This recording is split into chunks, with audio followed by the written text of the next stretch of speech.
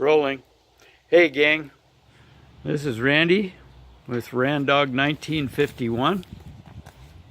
I'm redoing a video that I shot yesterday about the my 2,000 watt portable inverter generator.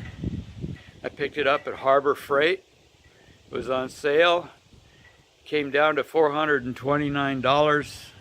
And I'd been on the fence. I was thinking about building one, but I went for it.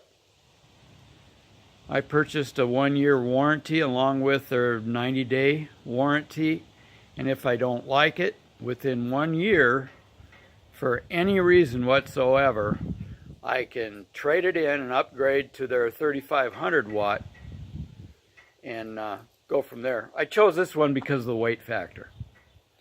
So anyway, here we go. I'm redoing this. I'm going to delete my other video.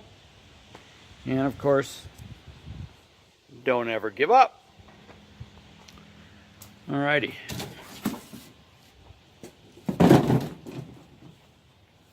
I'm going to try and reverse the camera. I've been unsuccessful so far. The directions said slide your finger down, up, sideways, and it doesn't work. So I'm going to stop this and I'll try to start it again.